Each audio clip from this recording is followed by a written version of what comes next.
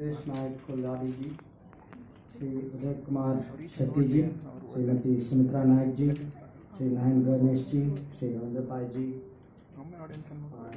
brothers and sisters. First of all, let me tell you, it's for me really a great pleasure to be in the temple town of Udupi. I began the day today by seeking the blessings of Sri Krishna Math. I had the great fortune to personally get blessed by the Swamiji there.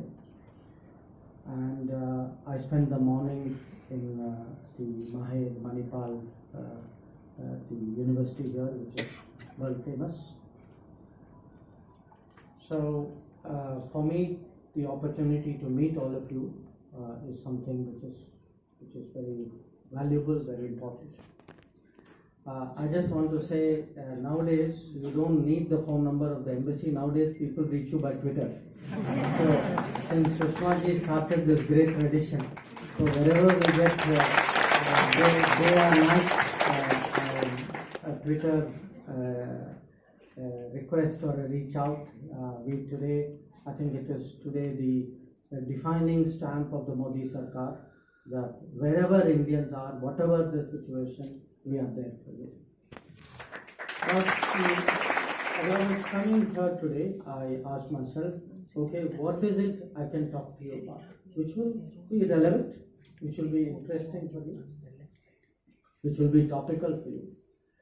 And I thought there is a lot of today, buzz about this G20. Every day you look at the TV, you open newspaper, there is all the, some talk all the time happening about G20. So I said, okay, since I am the minister under whom a lot of the G20 organization is happening, I will talk to you a little bit about it.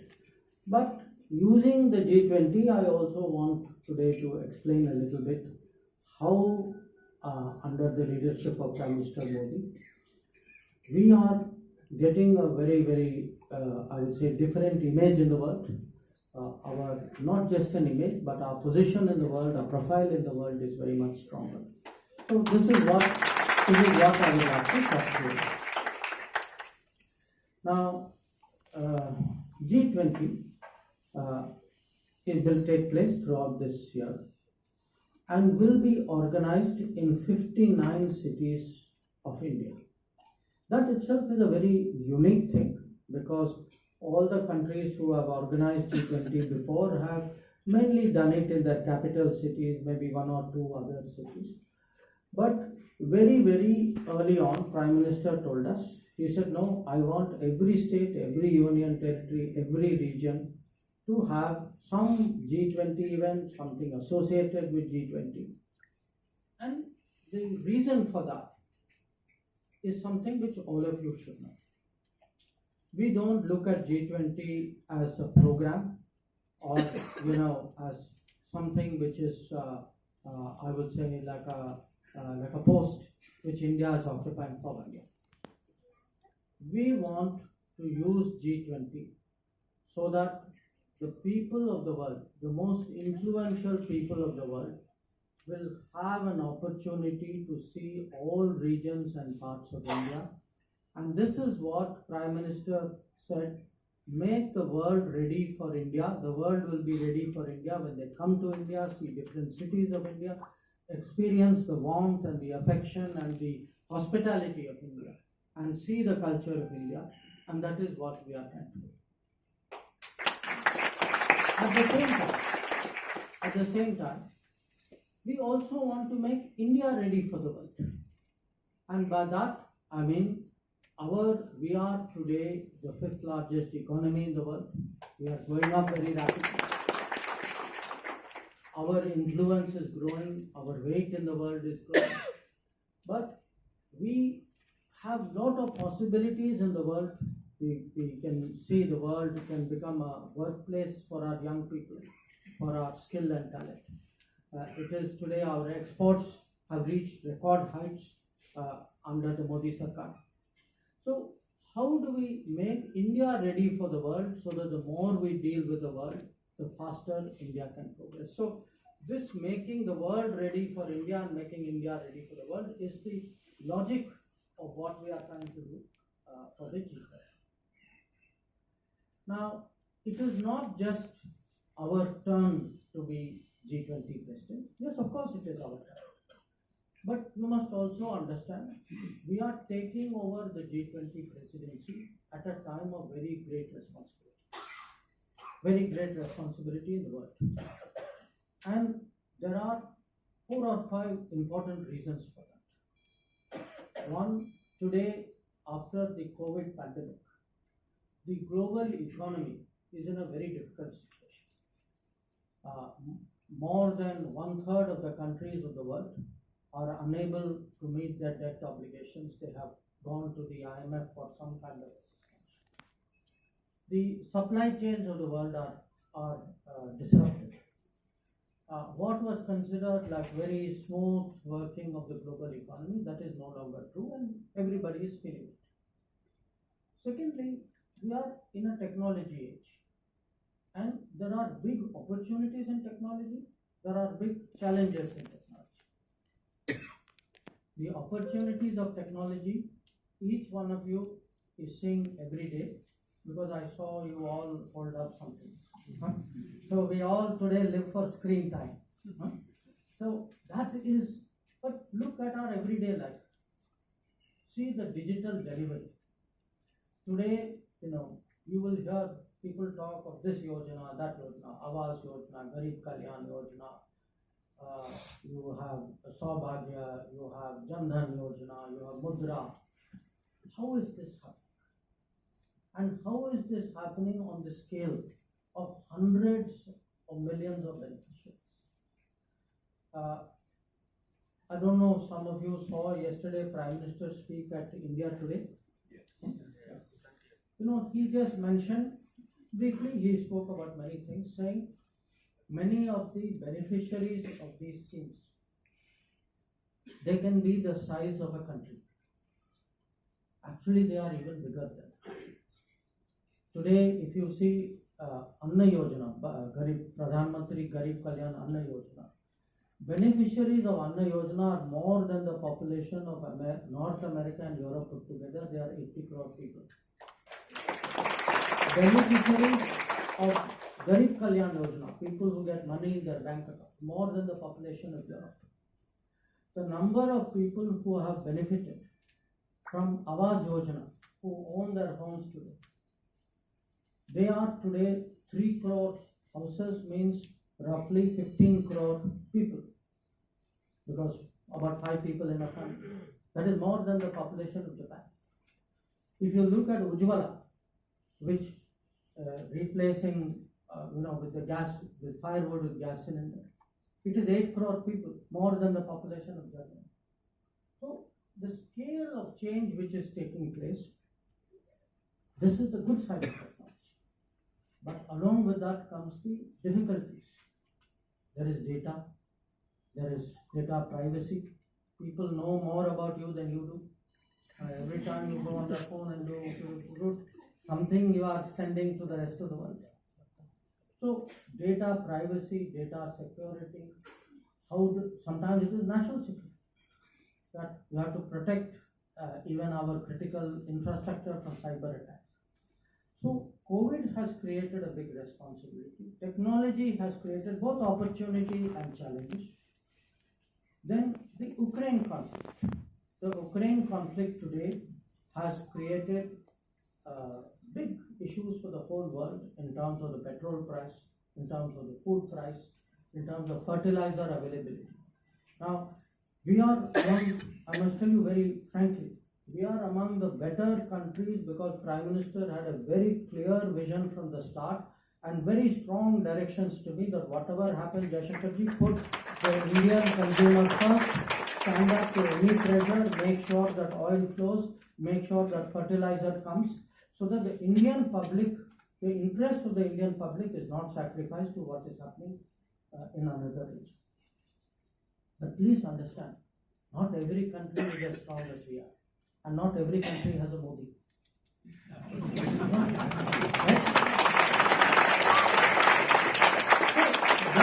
There are others. are struggling with this. And finally, because today the financial situation is difficult, trade is interrupted, countries are having debt, they are not able to meet their education, their health, their development expenses. It is our responsibility today as G20, just as we say Sabka Saath, Sabka Vikas, internationally also. It is our responsibility today, which we have taken up under Narendra Modi, to speak for all the developing countries of the world. So we actually in the month of January did meetings with 125 countries, and their point of view we are putting across in the G20. So what we are doing today is not only for India, it is actually in the true spirit of Vasudhaiva Kutumbakam. We are doing something for the world, which is why today Now, you must also understand that in this period, the impression of the world about India has changed. And I say this to you very, very frankly. I started my service in the government when one Gujarati was Prime Minister, Morarji Desai. I have the privilege of serving in the government another Gujarati. But I have an association, with Karnataka. In fact, I spent a little bit of my schooling here. My grandparents used to live in Bangalore. When we start a government job, you are sent for training, exposure to the rural areas. So I actually did my exposure in Chikkodi, in Belgaum district. And at that time, I remember traveling. It was first time, in fact, I came to Dakshin Kannada, to Bangalore. It was late 70s. Now, when I remember what the world used to say and think and treat us then, today when I see the world, believe me, I can see the difference. Now you will say, okay, that is over 45 years. But I also say something to you. I still remember how we were treated before 2014 and how we are treated today after 2014. And I will give you the reasons why today the world looks at us very differently. First reason is how we handled COVID. I told you about G20. In the month of January 2020, there was a meeting of all the G20 leaders. COVID had started, very serious matter. Everybody met virtually because people were already very worried about that. And all the top 20 leaders of the world, they got a briefing. I was sitting behind Prime Minister. And in the meeting, we were told, COVID is going to be very bad. It will be almost as bad as Spanish flu 100 years ago. A lot of people are going to die. Many economies will go down. And the country about which the world should be worried most of all is India. Okay. This was a very, very serious point which was made to the global leaders. And the reason it was made was a sense that, look, India does not have the health system. India does not have the medical system. We didn't have the social welfare system. Now, fast forward, 3 years later, what happened? We were among the countries who managed to make the masks, the PPEs, all the medicines. We were not only making for ourselves, we were making for other people. We created really thousands of centers for COVID patients. When we had Delta wave, we dealt with the oxygen crisis. We were able to not only make vaccines, we were able to even invent a vaccine. And we were able to actually do vaccination to 2.5 billion people. So 250 crores of vaccination was done. It is not a small thing. In fact, frankly, it was the largest thing. Okay. And again, it was done because we had a platform. Just think, if Aadhaar card had not existed, if the digital, if the the way we are all able today to get messages saying your turn is due, suppose that had not happened, what would have happened? All of us would have gone to the dispensary or to the doctor at the same time. Can you imagine the chaos which would have presented? And can you imagine the chaos which could have happened if we had not actually had food and financial support sent out to people, especially for people who had to leave their work and go back to their home. So today when the world looks at us, the world, they actually are marvel at our digital revolution. But they see the direct consequence of this on how we handle COVID.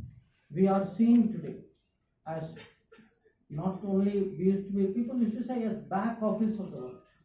Nobody says back office anymore. Today, we are seen as a digital leader, we are also seen as a pharmacy of the world. And we are seen under Modi ji as a country with a large heart, because while we were still vaccinating our people, we also helped 100 other countries. But there is a second part. Even today, most of the world has not economically recovered from the COVID. We are today back on COVID. And we are back on recovery path. Because at that time, I must tell you, in the government, I'm a minister, I'm also part of the Cabinet Committee on Economic Affairs. We used to get a lot of advice. Every notable economist in the world would give free advice to the government of India saying, you should be doing this, you should be doing this, this country has given so much money, that country has given so much money.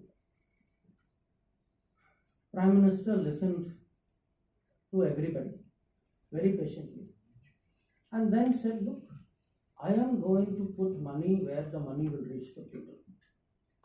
I am not going to give money to people who will put it here or put it somewhere abroad, and who will not pass it on to the relief of the persons to whom it is intended. So therefore, our additional resources will be spent on food, it will be spent on direct financial support, it will be spent on various efforts to help small businesses, to make sure that they get the credit support, to vendors, to Kisan Samman Nidhi, to the farmers, to the people who need it. So the result of what happened was, when we came out of the COVID, actually we were in a much better condition, financial condition, because actually we had a Prime Minister who not only thinks of make in India for manufacturing, his thoughts are also made in India.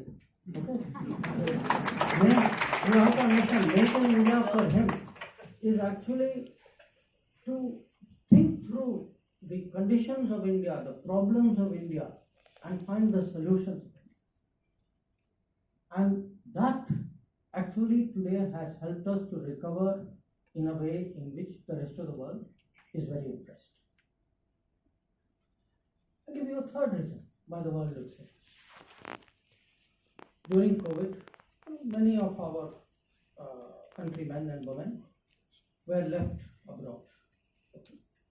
We had students in different countries. University said COVID now is back home. We had air crews who were in different places.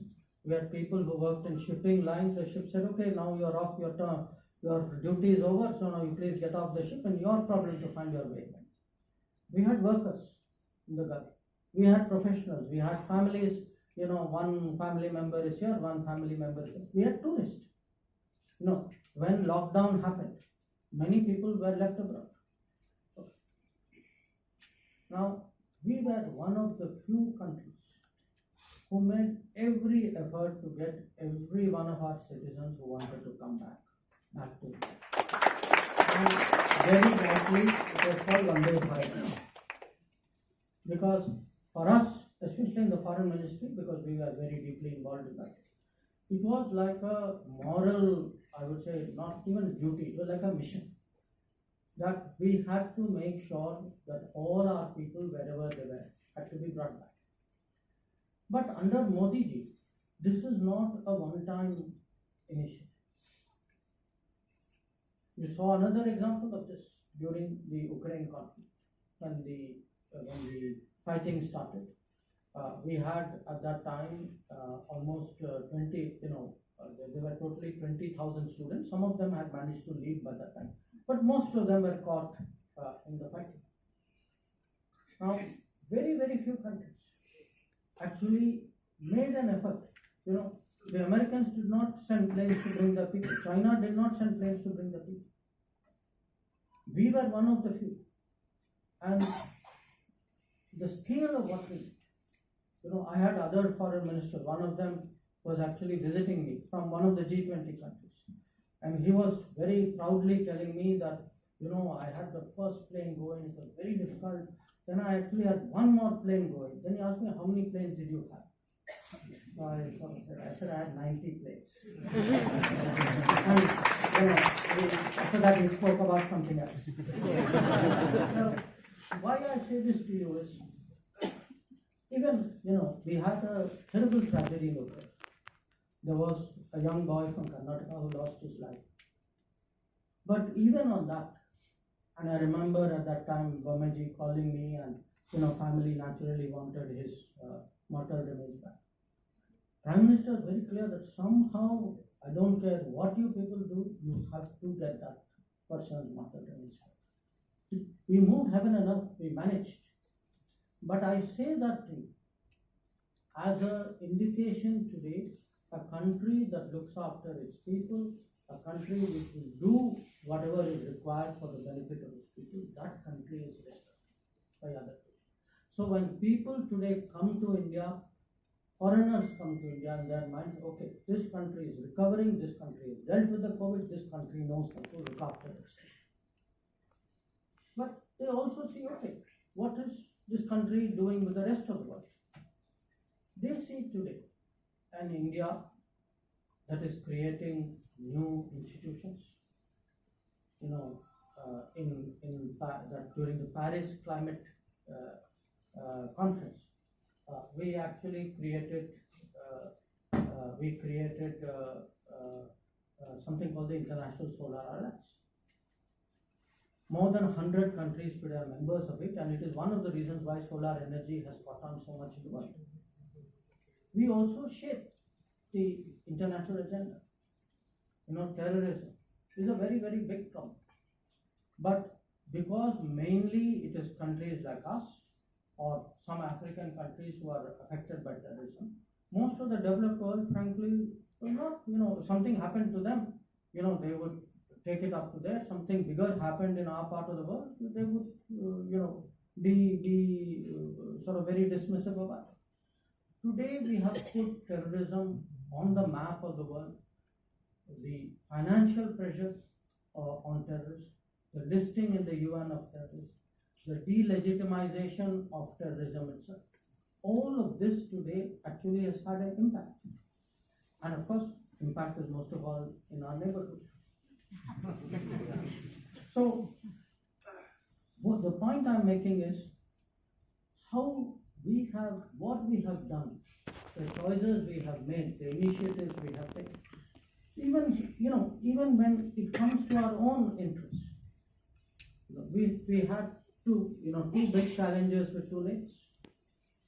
One neighbor, because of terrorism, they thought, even after Mumbai attack, nothing very much happened to them. So they needed a Uri and a Balakot to tell them what are the consequences. The other neighbor, in the north, everybody says, should you take his name or not? You all know the name, it is China. The other neighbor, in violation of agreements, actually tried to change the line of actual control.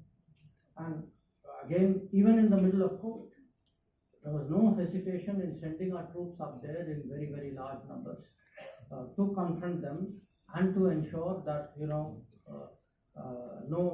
the line of actual control will be respected. And even after 2.5 years, our forces are still there. We are very determinedly defending our national security and ensuring that we will not allow agreements to be violated and the status quo to be changed unilaterally. So this, each of this, because people see today a different country.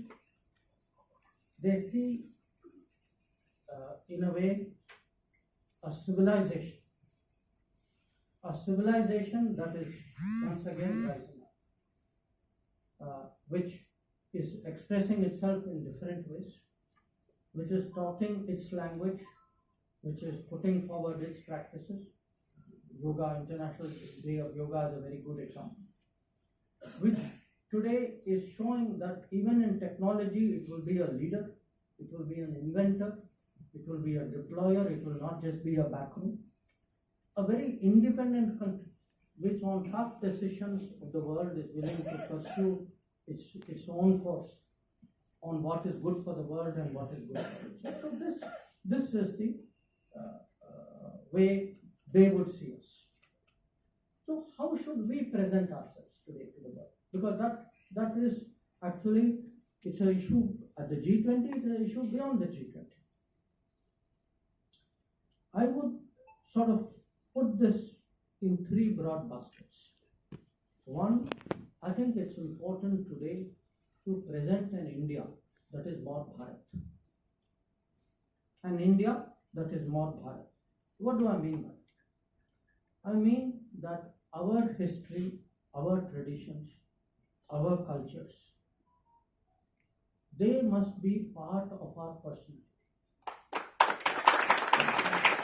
We have no reason to be defensive about it. I don't, have to keep my beliefs and my practices and my faith at home locked up in the Godrej when I go abroad.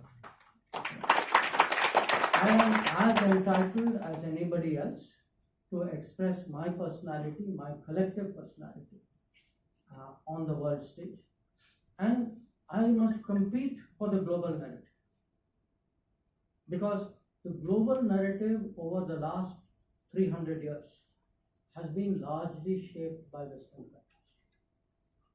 So how do we today get something, because we have got a more balanced economic situation, we are getting a more balanced political situation, but we need today to get a more balanced cultural and civilizational situation, and that is something which is very important.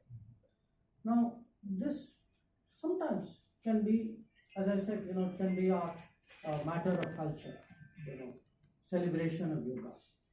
It can be, for example, the right of any community to have a facility to express its faith, which is why, for example, today, a temple is coming up in Abu Dhabi, and that has a great symbolic significance, because it is a recognition of the fact that so many Indians live out there, and they must also have an opportunity of expressing their beliefs.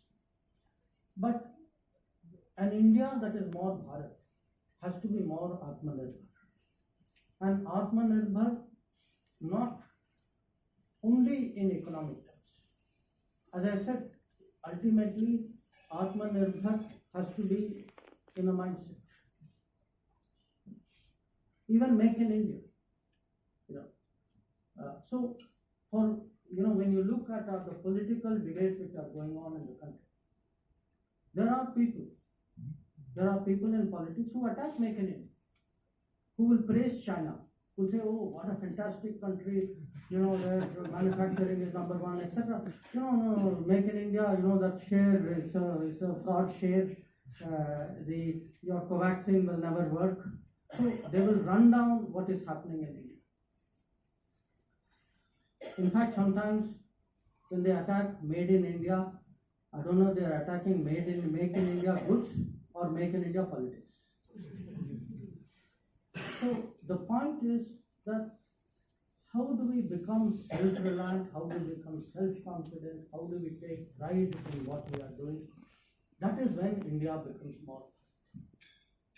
The second is we have to think ourselves today of, our own heritage and be conscious of it. So we for years get lectures from everybody else about democracy. We well know everybody has a right. But ask yourself, because Prime Minister reminds people that if you look, where did democracy begin? Democracy, after all, what is finally democracy? Democracy means we sit, we consult, we talk, and we come to some kind of collective decision. So there is a confabulation, there is a debate, and then there is a consensus, there is a samati which comes up. It is there all through our history. So today we must assert, yes, democracy is good, but democracy is made in India also. Democracy was invented in India. The mother of democracy is India. Democracy was not imported in India. This is also something which we need to do. And as I said, there are other issues, there are problems sometimes in the world. And for this, we must give answers which are in our own traditions and practice. I gave yoga as one example. But take food. I don't have to tell anybody in this state what is millet about. I first started eating ragi when I lived in Bangalore. So there is a great food shortage, especially of cereals. There is actually, after Ukraine conflict, there was, the wheat prices went up like that. But that is because many of us have stopped eating our own, the staple food, staple grain. So therefore we are pushing today for International Year of Millet. Or you take even climate change. Climate change today, they all make it as though climate change is about coal. The coal switch, you put on coal, you are bad for climate, you switch off coal, you are good for climate. Climate is finally about lifestyle. People whose lifestyle is consuming energy, more in a minute than for many of us in a month. That is the big problem of climate change. So how do you change the lifestyle? So here too, as part of G20, in fact, we are pushing something called life, which is a lifestyle for environment. All the little things that you can do every day in your life, which will actually, if you make, Modi ji's belief is, if we make a lifestyle which takes climate change into account, that will save the environment much more than all the policies of the world. It is all within us. So make it a popular movement. And then, of course, there is the issue of Bharat as a value system. I spoke about how we have used digital. There was a time when we all thought, technology is for very rich people, very powerful people, it is for companies. When technology delivers to the poorest citizen something that they could not otherwise get, that is a democratization of technology. And no country has delivered technology in that manner as we have done. That is part of our values. Another part of it is actually our unity. Yes, we are a pluralistic society. There is great diversity in our society. But that diversity and pluralism is there because there is an inner unity. So how do we today strengthen that unity? And if you look at some of the steps, especially the measure that was taken with Article 370, even when I was coming here, in the airport, I was talking to a set of tourists. I was eating my dosa before boarding the flight. They were also in the next table. And we started talking, where are you going? And they said, I'm going to Kashmir. And I told them, I said, look, I went to Kashmir after a long gap. And you will see the change. You will see the change when a state or a region which was outside the national mainstream was brought within the national mainstream, and the vested interests of people who kept it outside the national mainstream, once that was removed, the state today is seeing a very, very different future for itself. But this is very important because at the end of the day, every bit of this contributes to our sense of national unity. But there is also, as I said, even if you look at our history, this narrative, how the freedom struggle. If many of us read books in school, we were taught, freedom was won by leader 1, leader 2, leader 3, and then some of them are the same family. So the point is, every part of India saw some form of resistance against colonialism. Every part of India. The problem is not that the resistance did not happen. The problem is that that was not recorded for our benefit. With a reason that today, when you start, opening up this narrative and ask every region, okay, in your region what happened? I'm telling you, in every region, so you'll get some story. That somebody did something, somebody resisted, somebody pushed for something. So the point which I would like to make today is, big changes have happened. Those are changes which the world today recognizes. I think the people of this country also recognize it equally well. It has positioned us today to look at the next 25 years, this Amrit Kaal, so that by the time our independence, we mark 100 years of our independence, we will be in a very, very, very different level of growth and prosperity. And that is only possible if every part of India works unitedly, everybody makes this contribution. So when we come to you and say that please recognize the importance of double engine growth, please don't take it as only a political appeal. There is ultimately a national good, that if the states of India do not pull in the same direction, if every state does not make its contribution, if every state, you do not have that good governance, all the changes that I am describing to you in every state, then our national progress will not be at the same pace which I think the people of this country deserve. So really today I want to say it's a very good opportunity for me to share some of my thoughts. I thank you for coming. I know we will have some questions, so I think I have left a little bit of time so that I can. Government of India, Dr. S. Yeah, I am Padma Kini, senior citizen and a chairperson of a committee, All India Senior Citizens Confederation, which has its headquarters in Navi Mumbai, Nerul. So we seniors would like to present our resentment and frustration on the decision of Railway Minister not revoking the railway concession granted to senior citizens decades back by government and suspended during COVID time. We are the 5th economy in the world. Talking of one earth without senior citizens is just unimaginable.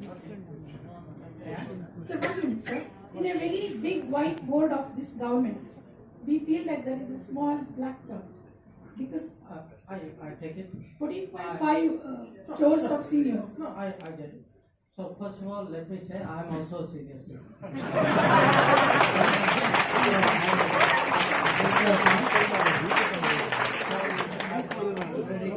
I will go and tell Ashwini Vaishnavji to please look at this matter. I take your part and I will certainly take that. Actually, we have Sure. Okay, we'll move on to Amrit Deenraj, the IT engineer from Bangalore. Hello sir, Jai Hind. My name is Amrit and I'm an IT engineer by profession. My question is like, at the moment we do a lot of trade with Russia on oil, right? So they are our major, we import a lot of oil from Russia at the moment, despite the sanctions. So my question is, there are no sanctions against oil. Okay. But you finish. Yeah. So my question is, I believe you are aware that Venezuela has a lot of oil, right? So they are the world, they have a lot of oil reserve. So why can't we, I mean, is there any chance that India can work with them on getting oil into our country? Like I know that India is going into a green way.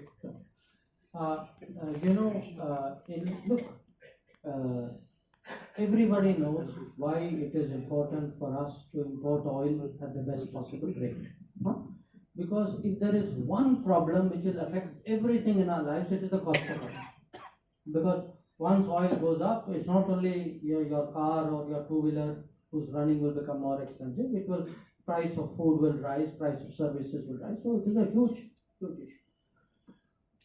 Our effort is to find for the Indian citizen, for the Indian consumer, the best option which we can get anywhere in the world.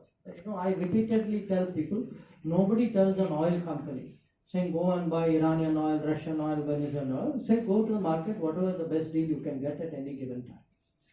We used to import oil mostly in the private sector from Venezuela. I think a lot of problems happened because there were disturbances and issues in Venezuela. So as a result, the imports from Venezuela came down. Okay. From time to time, there has been some talk about whether it is possible to resume it. There are challenges because many companies, because remember, a lot of the oil trade is also carried by private companies. Private companies also have to be careful about what risks that they are taking. But our effort again as a government is to ensure that wherever we can get, not only oil, even from Russia today, we are importing a lot of fertilizer. We are importing fertilizer because this government, Modi Sarkar, has guaranteed to all the farmers that will give you fertilizer at a certain cost. So, it is very important for our public finances, therefore, that our import price is kept affordable because the sale price is fixed. So, these are, tough challenges in governance and in diplomacy, but, we will see what is feasible in that situation. Dr. Tanmay Goswami. Sir, I am an Ayurvedic physician, Dr. Tanmay Goswami. I visit Russia, America, and Germany for a guy with a talks. Now, as a India's soft power, Indian sciences, they are doing very good. But can there be an institutional framework support so that it can be, even in Indian institutes where there is a little bit of silent Indian, anti-Indian sentiments, can be reduced and they can do this promotion better? Of Ayurvedic... All Indian sciences, all, including Ayurveda, yoga, of course, yoga is going on, but there is a Ayurveda, Unani, all these things. Like when you talk about India as a Hindustan and India towards Bharat, so how institutional framework can play a very crucial role, like in Indian institutes, they are not promoting. I get it. See, I think there are three parts to it. You are actually asking me about the third issue. How do we improve the foreign acceptance of our practices? But the first issue is we ourselves must take pride in it. We ourselves must practice it.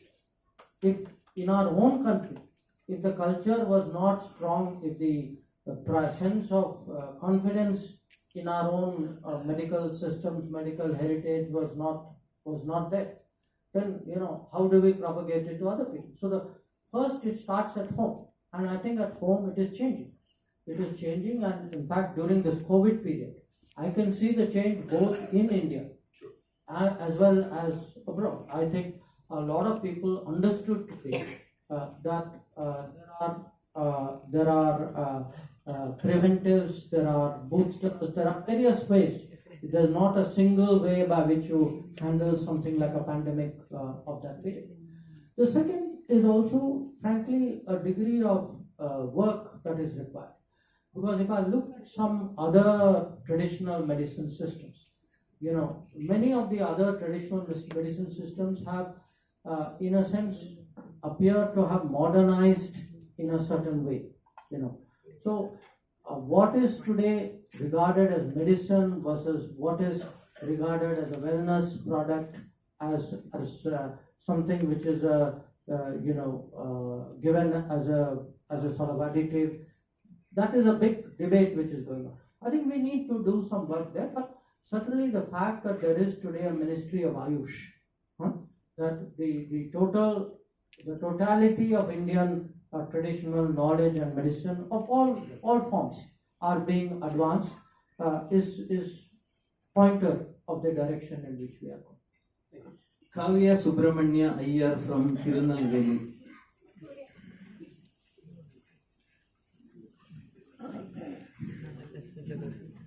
Narayana, not Subramanya. Good afternoon, sir. Jai Hind. Sir, in a recent interview, you had mentioned that this is an amazing point you made, that we do not need to take the side of US or Russia regarding the Ukraine war. We can have our own narrative.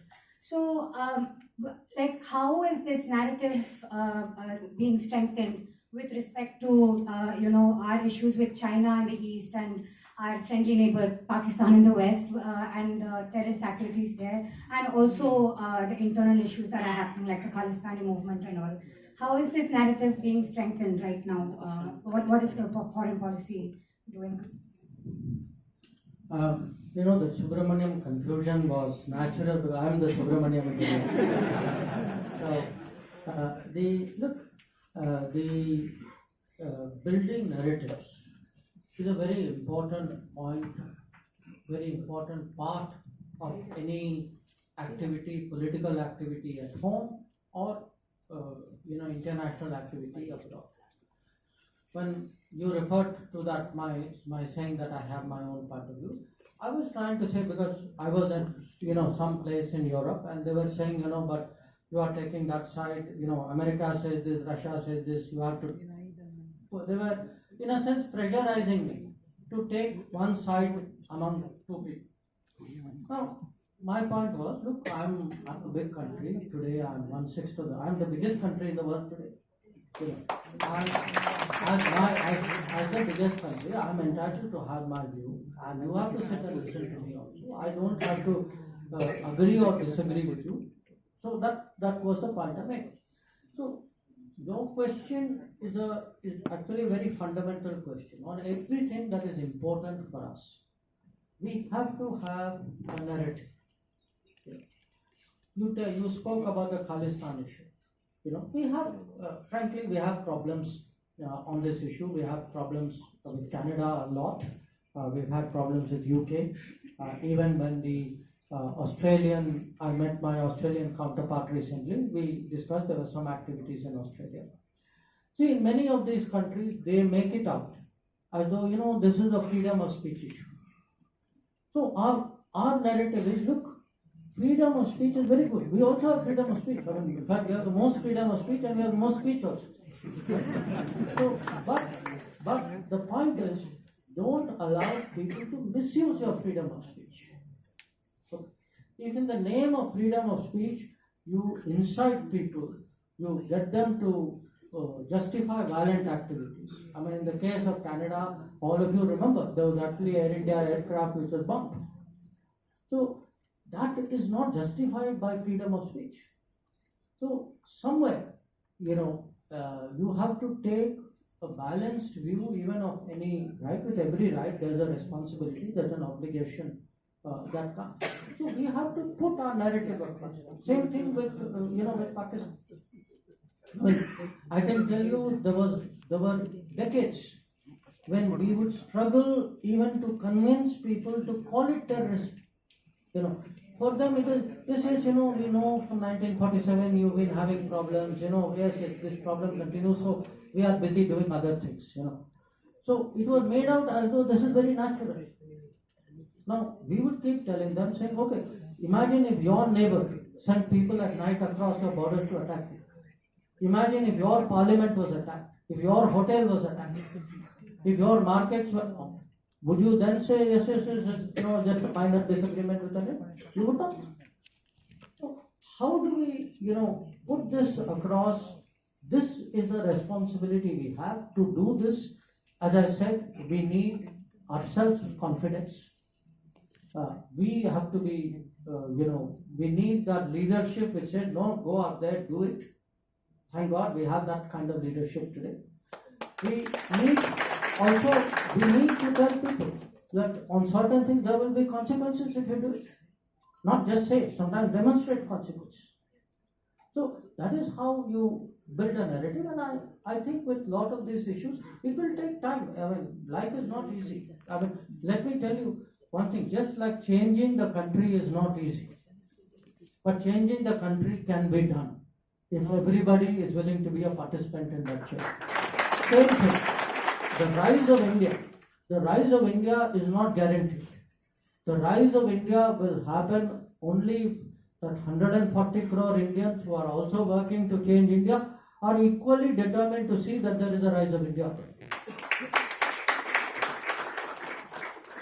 So the last question, Engineer Ajay Shetty.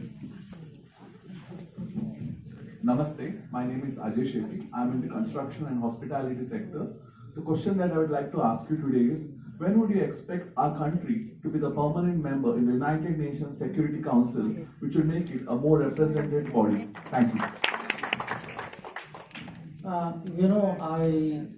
You took that question on that note, which I said things are not so easy. So, see, what happened is these 5 countries became permanent members in 1945. So this is like 5 people who are occupying the first class compartment. Now they don't want any other passenger to get into that first class compartment. They put various barriers. So there will be a ticket collector, they will raise the price, they will close the door, they will tell you are in the wrong bogie, then they will say everybody in the entire train has to agree before you come into the first class. So they will keep doing these things because the fact is that some of them at least are resisting the idea of India becoming a member.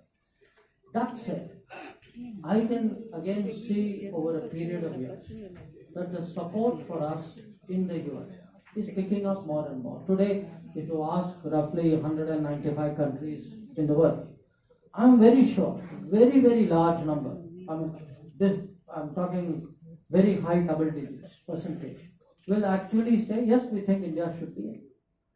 But precisely for that, they are not allowing it to be put. We are trying to get something called actually a serious negotiation based on a kind of text.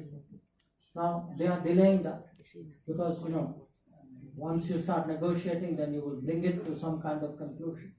So it is a matter of perseverance, it is a matter of determination. I would say while we are trying to do that, all the time you have to keep building up support. All the time your case should get stronger and stronger. So it is something which we will persevere.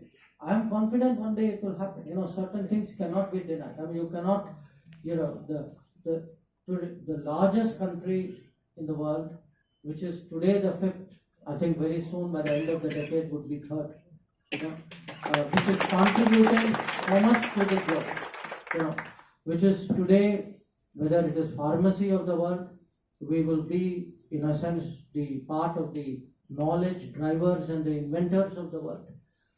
We are in many cases first responders in the world. You saw we had sent in fact our contingent even to Turkey, which is taking on so much more of global responsibility. How long will you keep us out? I think eventually I'm very confident we will.